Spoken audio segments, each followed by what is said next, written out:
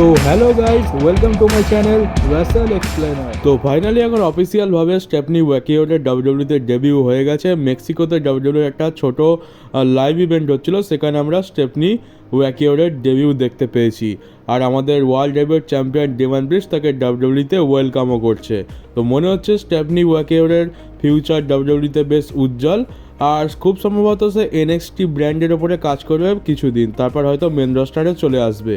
আর এর পরের নিউজ হচ্ছে যে আমরা ডাব্লিউডব্লিউর উমেন্স ডিভিশনে এরকম আরও কিছু ভালো ভালো স্টার বিল্ড হতে দেখতে পাবো। যেমনটা আমরা দেখলাম যে টিফনি স্ট্র্যাটন, তারপরে লায়রা ওয়ালকেরিয়া, কিয়ানা জেমস, এদেরকে বেশ ভালো পুশ করা হচ্ছে। ডাব্লিউডব্লিউ এখন উমেন্স ডিভিশনের ওপর বেশ গুরুত্ব দিচ্ছে, আর এরকম আরও ভালো ভালো বড় বড় স্টার বিল্ড করছে। ভবিষ্যতে এরাই হয়তো বেকি লিঞ্চ, শার্লেট ফ্লেয়ারের মতো বড় স্টারে পরিণত হবে। আর এখন তো স্টেফনি ওয়াকিওরও চলে এসছে, তো এরকম আরও কিছু সুপারস্টারকে হয়তো ডাব্লিউডব্লিউ কোম্পানিতে সাইন করাবে ওমেন্স ডিভিশনকে স্ট্রং করার জন্য। আর এই সপ্তাহে স্ম্যাকডাউনের জন্য ডাব্লিউডব্লিউ অফিসিয়ালি লোগান পলের অ্যাপিয়ারেন্স আর কার্মেলো হেজের সাথে অ্যান্ড্রাডের ম্যাচ অফিসিয়াল করে দিয়েছে। অ্যান্ড্রাড আর কার্মেলো হেজের ম্যাচটা বেশ ভালোই হবে, কিন্তু ফ্যান্সরা হয়তো খুব একটা ইন্টারেস্টেড হবে না এই ম্যাচটাতে। মেন বিষয় হচ্ছে যে লোগান পল আসছে, এবার এলএ নাইট তো সাইন করে দিয়েছে কন্ট্রাক্ট। এবারে দেখতে হবে যে এলএ নাইট যখন লোগান পলকে কন্ট্রাক্টটা অফার করবে তখন লোগান পল সাইন করে কিনা। আর সাইন তো অবশ্যই করবে, কিন্তু লোগান পল তো জানি হিল সুপারস্টার, সে সাইন করতে রাজি হবে না।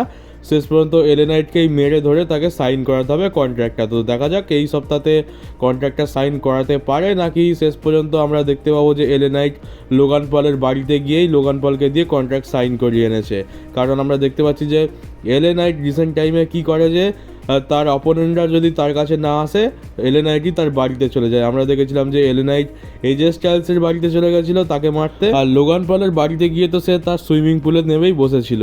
আর মেক্সিকোতে যে লাইভ ইভেন্টটা হয়েছিল টিফনি স্ট্র্যাটন, সেখানেও তার money in the bank cash in করার চেষ্টা করে, কিন্তু অবশ্যই সেটা ফেল হয়, কারণ আমরা জানি যে লাইভ ইভেন্টে এইসব হওয়া সম্ভব নয়। তো আগে কি হতো যে আগে ডাব্লিউডব্লিউ লাইভ ইভেন্ট কতটা গুরুত্ব দিত না, কারণ জানতো যে মেন রস্টারই money in the bank cash in fail হয়ে যায়, আর লাইভ ইভেন্টে কি ক্যাশ ইন হবে। লাইভ ইভেন্টে আমরা জানি যে ক্যাশ ইন কখনো সম্ভব নয়, তাই লাইভ ইভেন্টে ডাব্লিউডব্লিউ সেগুলো করাতেও না। কিন্তু এখন কি হচ্ছে যে ট্রিপল এইচের যুগে ফ্যান্সদের এন্টারটেন করার জন্য লাইভ ইভেন্টেও মানি ইন দ্য ব্যাংক নিয়ে চলে আসছে, ফ্যান্সদের একটু মজা দেওয়ার জন্য। জানি ক্যাশ ইন হবে না, তাও একটু ওই মজা দেওয়ার জন্যই এগুলো করা হয়।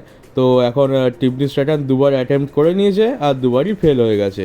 আর এর পরের নিউজ হচ্ছে যে আমরা আমাদের ওয়ার্ল্ড হেভিওয়েট চ্যাম্পিয়ন ডেমান ব্রিজের খুব তাড়াতাড়ি ফেস টার্ন দেখতে পাবো, কারণ আমরা দেখলাম যে মানডে নাইট রতে সে সেথ রলিন্সের সাথে একজন ফেস সুপারস্টারেরই মতো ব্যবহার করছে। তাছাড়া আমরা দেখলাম যে ফ্যান্সদের সাথে হাত মিলিয়ে সে যাওয়ার সময় যাচ্ছে আর আসার সময় আসছে, তো এরকম ফেস সুপারস্টারই করে থাকে। আর এই যে মেক্সিকোতে লাইভ ইভেন্ট হয়েছে, এখানে আমরা ডেমান ব্রিজকে কিন্তু ফেস ক্যারেক্টারই দেখতে পেয়েছি। সে যে উসোর সাহায্য করলো এক প্রকারে, আর যে উসোর সাথে ইট মোমেন্টও শেয়ার করলো। তো এটা একটা হিন্ট যে আমরা ডেমান ব্রিজের খুব তাড়াতাড়ি ফেস টার্ন দেখতে পাবো। তো ডেমান ব্রিজ যদি ফেস হয়ে যায় তাহলে খুবই ভালো হবে, কারণ সেটা তার ক্যারেক্টারটাকে আর তার টাইটেল রেঞ্জটাকে একটা আলাদা লেভেলে নিয়ে যাবে। আর যদি ফ্যান্সরা তাকে সাপোর্টও করা শুরু করে তাহলে তার কোনো কথাই নেই। আর আমাদের ডমিনিক মিস্টেরিও বলে দিয়েছে যে সে পুরোপুরি প্ল্যান বানিয়ে নিয়েছে যে কালকের মানডে নাইট রতে সে তার মামি রিয়া রিপ্লির রাগ ভাঙানোর জন্য লাগিয়ে দেবে। তো কালকের মানডে নাইট রতে আমরা দেখতে পাবো যে ডমিনিক পুরো রটাই রিয়া রিপ্লির পেছনে লাগিয়ে দেবে রিয়া রিপ্লির রাগ ভাঙানোর জন্য। তো রিয়া রিপ্লি চলে আসার জন্য একটা ক্ষতি তো হয়েছে যে তোমরা এখন যে মোমেন্টটা দেখতে পাচ্ছ, আমরা লিভ মর্গান আর ডমিনিকের মধ্যে এই রকম মোমেন্টটা দেখতে পেলাম না। বলা যায় না, হয়তো পরেও পেয়ে যেতে পারি। আর দেখতে হবে যে ডমিনিক কী প্ল্যান বানিয়েছে তার রিয়া রিপ্লির রাগ ভাঙানোর জন্য। আর সেই প্ল্যানের মাঝখানে লিভ মর্গান যদি টপকে যায় তাহলে হয়তো হিতে বিপরীত হবে, আর সমস্ত প্ল্যান ভেস্তে যাবে। মামির রাগ ভাঙার জায়গায় রাগ আরও বেড়েও যেতে পারে। তো এবার প্রশ্ন হচ্ছে যে আমাদের জন সিনা যখন 2025 সালে তার ফাইনাল রানের জন্য ডাব্লিউডব্লিউতে রিটার্ন করবে, তো তখন কি তাকে ওয়ার্ল্ড চ্যাম্পিয়ন বানানো হবে আর সে হয়ে যাবে 17 টাইম ওয়ার্ল্ড চ্যাম্পিয়ন। তো আমাদের ডাব্লিউডব্লিউ লেজেন্ড বুকাটি এর উপরে কী বলছে? বুকাটি বলছে যদি তাকে ক্রিয়েটিভ কন্ট্রোল দেওয়া হতো তাহলে সে অবশ্যই জন সিনাকে 17 টাইম ওয়ার্ল্ড চ্যাম্পিয়ন বানাতো। আর দেখতে গেলে শুধু বুকাটি নয়, আমরা সকলেই চাই যে জন সিনা 17 টাইম ওয়ার্ল্ড চ্যাম্পিয়ন হোক, আর সে সেটা ডিজার্ভও করে। তো সব কিছুতে এবার ট্রিপল এইচের ওপরে, ট্রিপল এইচ যদি চায় তো জন সিনা 17 টাইম ওয়ার্ল্ড চ্যাম্পিয়ন হবে, নাহলে হবে না। আর বলবো জন সিনা যখন ফাইনালি এত সময় পরে একটা লং রান ডাব্লিউডাব্লিউকে দিতে চলেছে, তখন তাকে ওয়ার্ল্ড টাইটেলে একটা ছোটোখাটো রেন দিয়ে দেওয়াই উচিত। কারণ আমাদের স্বপ্ন তো পূরণ হয়ে যাবে যে আমাদের জন সিনা 17 টাইম ওয়ার্ল্ড চ্যাম্পিয়ন হয়ে গেছে, ব্যাস আমরা ওতেই খুশি। তো দেখা যাক এখন ট্রিপল এইচ করে কি না। ট্রিপল এইচের ওপরে খুব একটা ভরসা তো করা যায় না, কারণ কখন যে এই লোকটা কি করবে কেউই জানে না। আর মানি ইন দ্য ব্যাংকের পর থেকে শুরু করে এখনও পর্যন্ত জন সিনার যে নতুন মার্চেন্ডাইজটা বেরিয়েছে তার রিটায়ারমেন্ট ট্যুরের জন্য লাল কালারের ওই মার্চেন্ডাইজটাই সব থেকে বেশি সেল হয়েছে। তো এখন জন সিনা ডাব্লিউডাব্লিউ শপেতে 1 নম্বর যাচ্ছে তার এই রিটায়ারমেন্ট ট্যুরের মার্চেন্ডাইজটা। তো এর পরের নিউজ হচ্ছে যে আমাদের ন্যাটালিয়া ডাব্লিউডাব্লিউর সাথে মাল্টি ইয়ারের কন্ট্রাক্ট সাইন করে নিয়েছে, আর ন্যাটালিয়া কোথাও যাচ্ছে না, সে ডাব্লিউডাব্লিউতেই থাকবে। রিসেন্ট টাইমে বেশ কিছু সময় আগে এমনটা নিউজ আসছিল যে ন্যাটালিয়া তার বুকিং নিয়ে ডাব্লিউডাব্লিউর সাথে খুশি নয়, তাই সে একটু মেন্টালি ডিস্টার্ব হয়ে গেছে এরকম বুকিং দেখে। আর দেখতে গেলে ন্যাটালিয়া অনেক পুরনো একজন স্টার, আর তাকে ডাব্লিউডাব্লিউ একদমই ভালোভাবে ইউজ করে না, জবারের থেকেও খারাপ অবস্থা। তো সেই জন্যই হয়তো এমনটা ভাবা যাচ্ছিল যে ন্যাটালিয়ার কন্ট্রাক্ট শেষ হয়ে গেলে ন্যাটালিয়া ডাব্লিউডাব্লিউ ছেড়ে চলে যাবে, হয়তো এইডাব্লিউতে যেতে পারে, কারণ সেখানে তার ফ্যামিলিরই একজন ওয়েন হার্ট আছে। এইডাব্লিউতে এখন আমরা জানি যে ওয়েন হার্ট এইডাব্লিউতেই কাজ করছে, তো ন্যাটালিয়া সম্ভবত সেখানেই চলে যাবে। কিন্তু এখন দেখছি যে না, ন্যাটালিয়া আবার ডাব্লিউডাব্লিউর সাথে কন্ট্রাক্ট রিনিউ করে নিয়েছে। তবে এটুকু তো শিওর যে ন্যাটালিয়া তার বুকিং নিয়ে ডাব্লিউডাব্লিউতে একদমই খুশি নয়। আর জেরো নিউজ এটা বলছে যে কোডি রোডস আর বেলির কাছে যে চ্যাম্পিয়নশিপ বেল্টটা রয়েছে, ডাব্লিউডাব্লিউ এই চ্যাম্পিয়নশিপ বেল্টের ডিজাইনে কিছু চেঞ্জেস আনতে চাইছে, এমনটা জেরো নিউজ বলছে। তো এরকম কিছু ডিসকাস হয়তো হয়েছে ডাব্লিউডাব্লিউর ভেতরে, নাহলে জেরো নিউজ তো বলতো না। তো জানি না কি চেঞ্জ করবে, হয়তো এই টাইটেলের ডিজাইনটা খুব একটা পছন্দ হচ্ছে না। দেখতে গেলে র ব্র্যান্ডের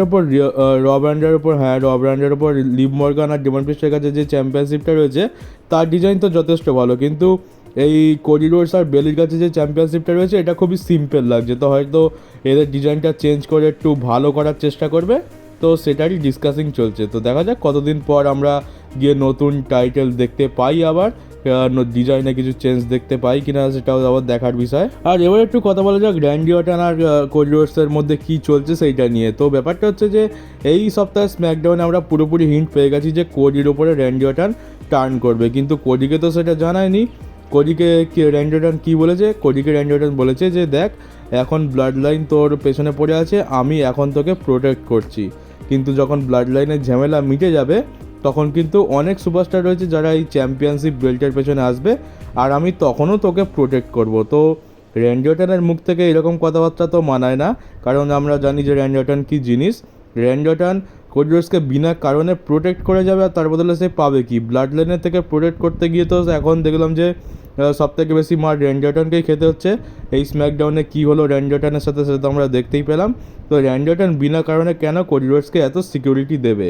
তো এখান থেকে পুরোপুরি হিন্ট ফ্যান্সদের দিয়ে দেওয়া হয়েছে যে কোডির ওপর র্যান্ডি অর্টন টার্ন করতে চলেছে, কিন্তু কোডি তো হচ্ছে আমাদের বোকাশোকা মূর্খ মানুষ। আমাদের ডাব্লিউডাব্লিউতে ফেস সুপারস্টারদের এরকম বোকাশোকা মূর্খই দেখায়, সবাই সব কিছু বুঝে যায় কিন্তু এরা কিচ্ছু বুঝতে পারবে না, এটাই হচ্ছে ডাব্লিউডাব্লিউর ক্যারেক্টার। তো মেন বিষয়টা হচ্ছে যে এখানে কোডি রোডস হচ্ছে একটা বাচ্চা মুরগি, র্যান্ডি অর্টন হচ্ছে একটা ওয়াইপার সাপ যেমনটা তার ক্যারেক্টার, আর এখানে র্যান্ডি অর্টন সেই বাচ্চা মুরগিটাকে কি বলে চিল, শকুন, কুকুর, শেয়াল সবার থেকে বাঁচাচ্ছে যাতে সে পরে নিজে তাকে খেতে পারে। তো এইটা হচ্ছে পুরো স্টোরি। ব্লাড লাইনের ঝামেলা মিটে যাওয়ার পর র্যান্ডি অর্টন হয়তো কিছুদিন তাকে প্রোটেক্ট করার অ্যাক্টিং করবে, কিন্তু শেষ পর্যন্ত গিয়ে সেই ওয়াইপার স্ট্রাইক কোডিকে খেতেই হবে। এইটা এখান থেকে পুরোপুরি পরিষ্কার। আর কালকের রয়ের এপিসোডে আমরা হোয়াইট সিক্সের তরফ থেকে কী দেখতে পাবো সেটা হয়তো জানা গেছে। তো কী দেখতে পাবো সেটা হচ্ছে যে আমরা এরিক রোমানের ইন্টারভিউ দেখতে পাবো। এবারেও নিকি ক্রসেসে একটা টেপ দিয়ে যাবে মাইকেল কোলকে, আর সেই টেপটা চালানোর পর আমরা এরিক রোমানের ইন্টারভিউ দেখতে পাবো। তো এক তো 3-4 মাস ধরে কিউআর কোড দেওয়ার পরে ফাইনালি হাতে পায়ে ধরে ডেবিউ করলো, তারপর 1 মাস ধরে বো ড্যালেস ইন্টারভিউ দিয়ে যাচ্ছে নিজের ইন্টারভিউ, এবার মনে হচ্ছে 1 মাস এরিক রোমান ইন্টারভিউ দেবে। তো হোয়াইট সিক্সের 5জন মেম্বারই 1 মাস করে 5 মাস ধরে ইন্টারভিউ দিয়ে যাবে, এটাই মনে হচ্ছে। এই জন্যই আমি এর প্রতি অত ইন্টারেস্ট দেখাইনি, কারণ আমরা জানতাম যে হোয়াইট সিক্সের ডেবিউ হওয়ার পর এই রকমই কিছু একটা হতে চলেছে, কারণ 3 মাস ধরে তো খালি কিউআর কোড দিয়ে গেছে, তারা এসে কী বা করে নেবে। ওই যেদিন ডেবিউ করেছিল সেদিনই দেখলাম একটু সবাইকে একেবারে মেরে মুড়ে শুয়ে দিয়েছিল, চ্যাট গেওয়ালকে তো মেরেই দিয়েছে উইকিপিডিয়াতে, কিন্তু চ্যাট গেওয়াল বেঁচে আছে সেটাই ভালো। তো এই জিনিসই আমরা দেখতে পাচ্ছি, প্রতি সপ্তাহে ইন্টারভিউ হবে, জানি না কতদিন ডাব্লিউডাব্লিউ এটাকে টানবে।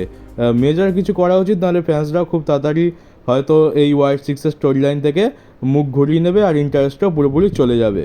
আর এবার তোমরা তোমাদের স্ক্রিনে দেখতে পাচ্ছ যে ডাব্লিউডাব্লিউ সামার স্ল্যামের জন্য অফিসিয়াল পোস্টার তাদের রিলিজ করে দিয়েছে, আর আমাদের এবারে সামার স্ল্যামের পোস্টারে গরিবের ব্লাড লাইনকে ফিচার করা হয়েছে। আর এখানে দেখতে পাচ্ছি যে সোলো সিকোয়ার মুখে একদম আলাদাই সোয়াগ দেখতে পাচ্ছি। টামাটোঙ্গা এখানে ড্রাইভারের সিটে বসে আছে, ওইখানে টাঙ্গালোয়ার বসার কথা, কারণ টাঙ্গালোয়াই একমাত্র আছে যার কোনো কাজ নেই, ড্রাইভারের কাজটা ওই ভালো করতে পারতো, বা সোলো সিকোবাও করতে পারতো, কোনো অসুবিধা ছিল না। তবে ঠিক আছে, ডাব্লিউডাব্লিউ যা ইচ্ছা। তো পোস্টারটা কেমন হয়েছে তোমরা দেখে কমেন্ট বক্সে অবশ্যই জানাতে পারো। আমি তো বলবো ঠিক আছে, ভালোই লাগছে। আর এবারের পোস্টারটায় পুরো ব্লাড লাইনকে ফিচার করা হয়েছে, তার মানে মেন অ্যাট্রাকশন তো এবারে ব্লাড লাইনই হতে চলেছে। আর সম্ভবত কোরির সাথে ব্লাড লাইনের ম্যাচটাই মেন ইভেন্টে হতে চলেছে। আর সামারস্ল্যামের মেন ইভেন্টের জন্য কথা হচ্ছেই যখন, তখন একটাই জিনিস মাথায় আসে যে সামারস্ল্যামের মেন ইভেন্টে আমরা রোমানের রিটার্ন দেখতে পাবো। সবাই তো তাই বলছে যে আমরা 100% শিওর যে সামারস্ল্যামেতে আমরা রোমানের রিটার্ন দেখতে পাবো। তো জানি না হবে কিনা, ট্রিপল এইচই কী করবে তার উপরে নির্ভর করছে। আর সামারস্ল্যাম হতে এখন 20 দিনেরও কম সময় বাকি, তো এখন তো আমরা শুধু সময়ের অপেক্ষা করতে পারি, জাস্ট দিনগুলো। তো চলো গাইজ, এই ছিল আজকের নিউজ ভিডিও। কেমন লাগলো কমেন্ট বক্সে জানিও। নতুন হতে গেলে চ্যানেলটাকে সাবস্ক্রাইব করে নোটিফিকেশন বেলটাকে অবশ্যই অন করে দিও, আর ভিডিওটাকে একটু শেয়ারও করে দিও। তো চলো গাইজ, দেখা হচ্ছে তোমাদের সাথে আমার পরের ডাব্লিউডাব্লিউ নিউজ ভিডিওতে।